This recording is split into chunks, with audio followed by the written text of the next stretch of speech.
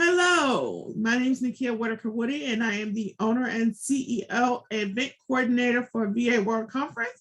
And this is your virtual reality interview series. And today we are speaking with Ms. Shoná Barnes. How are you today, Shoná? Hi, I'm good. How are you? I'm itchy, but I'm here. As we all know, as virtual assistants, we roll with the flow sometimes. And I have not been feeling well this week, but things still need to get done. So I'm rolling with it. So we are coming to you from my bedroom. Hey, whatever works, right? Yes, whatever works. Go ahead and introduce yourself. Okay. Well, I am Shoná Barnes. I am the virtual business collaborator with Call Your Admin. We have several subsidiaries.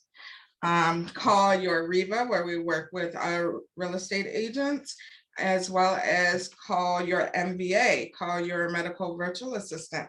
I do medical billing, which I've been stressing on today. That's basically me. I'm a mother of 3 kids and just trying to, keep this thing going. No, it can be hard. It can be hard. So I know you. Are you an introvert or an extrovert? Introvert. No. Isn't it hard being a business owner when you're an introvert?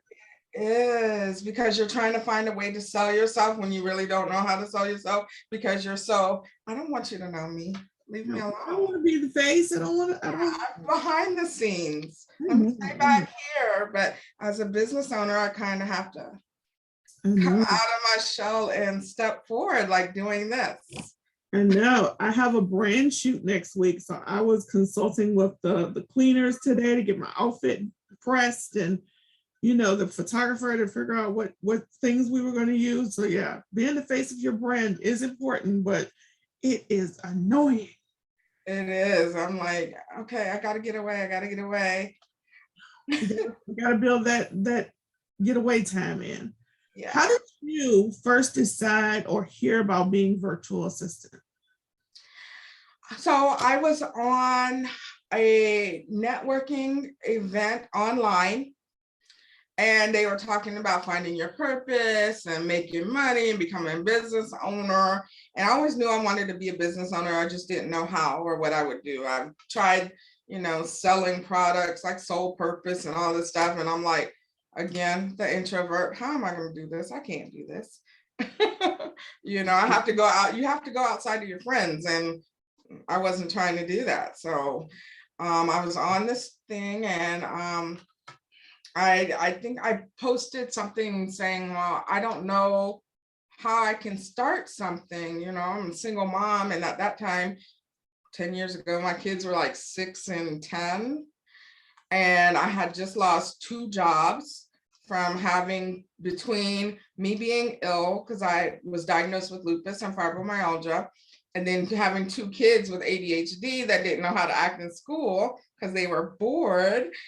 I lost 2 jobs, and I'm like, I need something, but I don't know what to do. And this young lady, Tyshina Davis, I love her.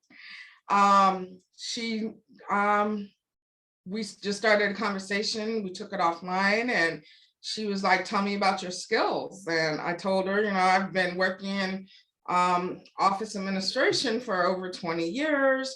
I've done medical for the last, I think it was like 4 or 5 years at that point. And she was like, okay. And then she had me do a SWOT, and she had me do all this stuff. She helped me come up with a name, Call Your Admin. And in January 2012, I launched. I was like, okay, I'm going to do this because I need some way that I can still work and be independent and be able to be free for my children when they decided to show the tails. Oh, believe me, I know that part. I had to have the conversation so many times with my boss about whether or not I was going to quit or not, because my daughter would just act up so badly. And I felt like the worst parent, because I felt like I was choosing my job, but I felt like I had to choose my job because I needed to be responsible to pay for the stuff that she was going to mess up because she was being bad. And right. So I so resonate with your story of, when they're going to act up, what you going to do? You got to go. Yeah. The teacher would call like twice a day, and my boss would be like, just go. And I was blessed because I had graceful bosses who did not fire me. So I was grateful for that. But I don't know what I would have done if I had gotten fired. I really don't know what I would have done. So definitely praise you on pivoting so well. Definitely praise you on that. Oh, thank you. I mean, I had no choice. Mhm. I mean, and it didn't make, I never thought about, back then, which is about 10 years ago now, I had no idea that virtual assisting even existed. And to find out that it's been in existence for at that time, 30 years, Mhm. what the heck? I would have been did that. I would have been jumped on this ship. I know. I was thinking of content yesterday, and I'm using a storytelling feature, and I was saying how I am this 19-year-old single mom. I am the 26-year-old single mom of two, and now I'm the 44-year-old empty nester and 47-year-old entrepreneur. It took me all of that to get to here to say I could have done this a long time ago, but people don't know it exists. So tell us something interesting about your business. Well, we are a one-stop shop. I hire on other people to help fulfill jobs because I believe that, it gets a little convoluted when you have to have so many different people to pay, right? So you have your website developer, you have your social media person, you have your admin person doing your emails and stuff. Why not just chalk it up and just pay one provider and have all of those? So you're an agency model. Yes, so I have the agency model where I subcontract out anything that I can't do or don't want to do. Mhm. Because I found that there's a lot of things that I can do, but I just don't like doing it, and I dread it, and it will take forever for me to do it because I don't like to do it. I had that experience today. I wasn't feeling well, but I was trying to work, and I went to go to this webinar, and this dude was so boring. And I really wanted to attend the webinar because I really needed what he was teaching. But I literally had to leave the meeting because it's like, I'm gonna fall asleep and this doesn't interest me and I just don't want to do it. So as business owners, I love how we can pivot to, hey, do you want to do this? Because I don't. I love that. Yes, it's essential. It's like, hey, and that's why I did the agency model too, because I know like some people, people will sign up with you just because of who you are, right? Mhm. So, in that, because they want me, it's like, oh, but I really don't want to do your stuff. So look, this is what I'm gonna do. I have this awesome girl right here, or what, I shouldn't say girl, but I do. We do. Woman right here, I have this awesome woman that can do everything, and I'll be the head. That gives everybody the warm and fuzzy, and I'm like, okay, so I can still touch you if I need to. Okay, that's an interesting idea. Someone asked me today, was I willing to grow? And I was like, yeah, but I don't know how I will grow because I work at such a pace and at such a standard that I don't think I can duplicate it. You know what I'm saying? So it's like, how do I get someone to do things literally or as closely to how I would do them so that they get the same experience as working with me? So that's a very interesting way of saying it. Hey, you have the access to me, but I'm not doing it. Mhm. Very interesting.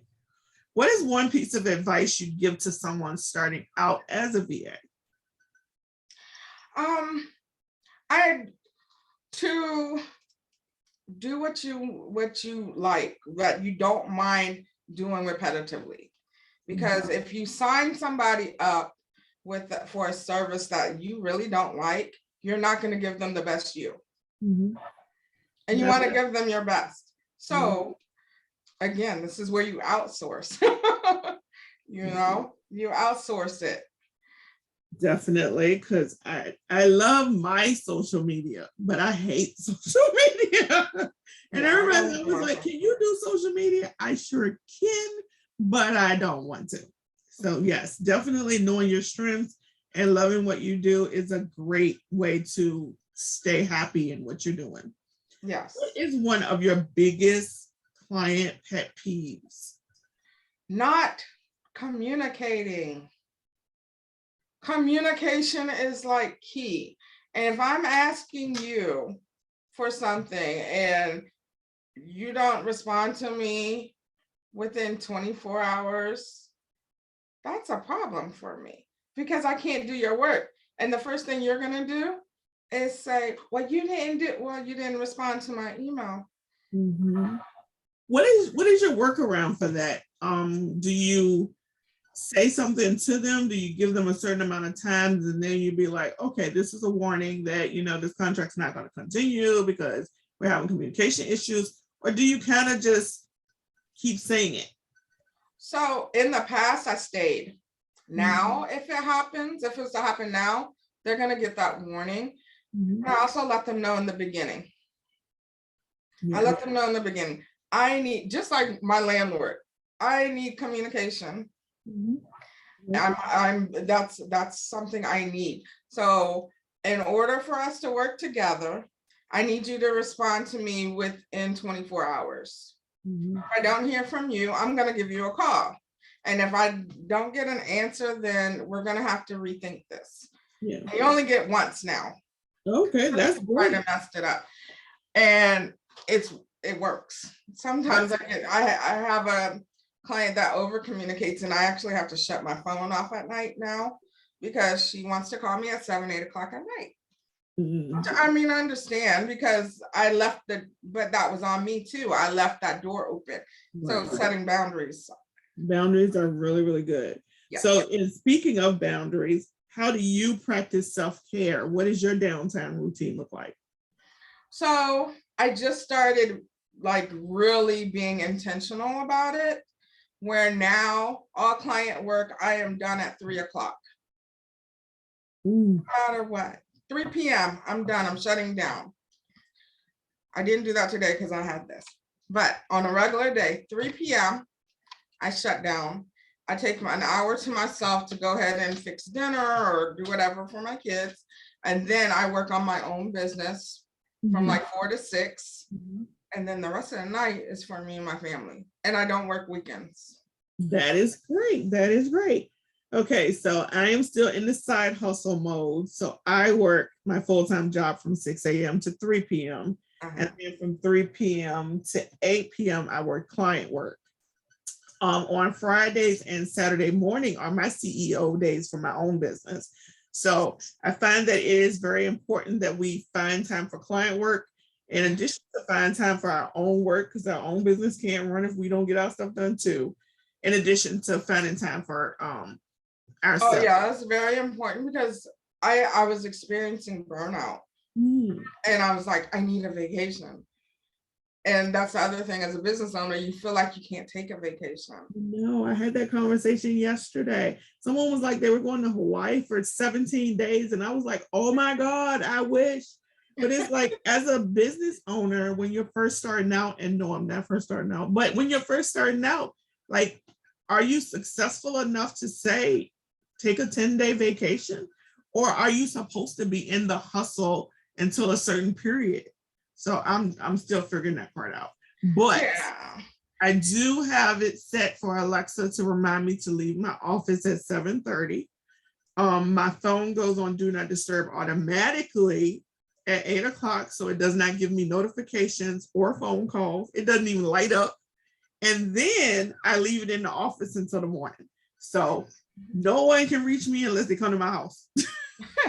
Well, see, and I have two phones, but I messed up, and my family also has both numbers just in case, because I am hard of hearing too, and sometimes I can hear my Samsung better than the iPhone. I have the iPhone for the kids, so I had to set it to favorites, and yeah, I have to make sure I have to change the time because the time was 9 p.m. and then only my family, but I'm gonna have to change it. Yeah. So I don't get that client call. But I found even when I took off for my birthday for my clients for a week, I still went in and did work. I was like, I think I that's need to stop that. yeah, I think that's one of the things about loving what you do. Sometimes you find yourself doing it when you're not supposed to be doing it. Yeah. I ran down a rabbit hole the other day. This client gave me a list of projects for the year, mind you. And I sat there and I got so excited with the prospect of working on a website and building a radio show and doing all these things that I did like half the whole year's list. And then I had to stop myself. I'm like, oh my God, I have been working on this all day long and I got other things to do. So Oh yeah. they have to be It's almost like, when your kids go away and you're childless and you're like, well, dang, what am I supposed to do now? And so, of course, my mind goes, oh, I have work I could do. Or it's like, no, I shouldn't be doing work. I need to step away. I said, next time I'm just going to have to leave my laptop. I'm going to have to leave all electronics and just go. So I know that you're in Maryland, right? DC. DC. Are you still doing the restaurant week? I haven't gone because of COVID. Okay. But COVID's getting better. It is, but I had COVID last year. Me too, Jen. And I was in the hospital twice. And by the time I got out for the second time, my son was going in. So I'm really scared. Yeah. I mean, I did good going down to Georgia a couple weeks ago. And I went out and I was like, okay. And then, of course, I went and took my at-home test to make sure I didn't catch COVID again. It was very scary. It was very scary. I was sick. Yeah, I mean, like literally, had I not gone to the emergency room the day that I did, I might not have woken up. And it was my sister crying. She was just getting released from the hospital. And she was crying and she was like, Daddy, please go get her and take her. And come to find out I had a blood clot right on my lung. Oh my goodness. Yeah, that lung situation was crazy. I have 2 inhalers now and I've never had asthma. Oh, yeah, and I have asthma. So it was, so I'm not trying to play, like my son is still homeschooled right now. Yeah, I'm still working from home for work. My boss asked me the other day, when are you coming back to work? I'm like, I'm scared. I still got to see the doctor on a regular basis. I still got an inhaler, and I can't do that mask all day long in the office. So I'm gonna work it from here right now. Yeah, and another reason why I love my business. I know. Okay, so what are you most excited about? What do you have going on in your business that you're excited about?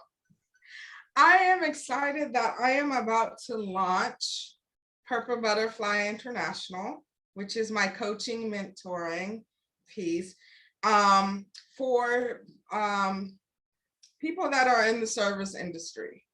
I just had a talk with a young lady and I was like, I don't want to niche it down. I just want to, do all businesses because I tend to mentor my my clients, right? And like, oh, wait, no, you need to change your business structure. You need to do this. You should do this. So she was like, no. And I was like, yeah. And she was like, no, I'm hearing you say. And I was like, oh, I am saying that.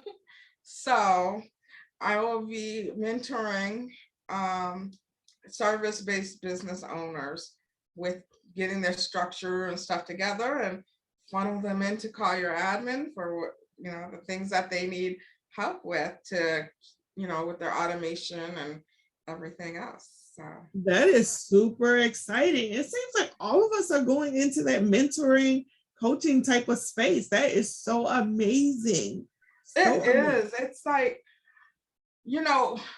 when I first started, right? Even when you started, we was all in all these groups, and then you get to these groups where they're saying they're coaching and mentoring, and they're like $4,997, and I'm like, for what?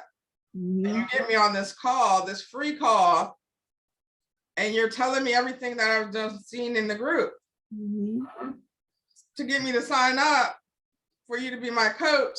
And you're trying to teach me how to be 10K VA when your 10K is coming from you selling these classes. Girl. No, I don't, that doesn't compute to me. And I've never spent that much, but I've wasted so much money trying to follow all these other VAs thinking that they were going to show me the way, when the way is within me. I already have what I need to do what I need to do. That is so true. I may need help with, in the beginning, how to automate and how to get my business flowing. Mm-hmm. But the doing the work, I didn't need a VA to tell me how to do the work. Mm-hmm. I knew how to do the work. I've been working in the field for 20 years. Yes.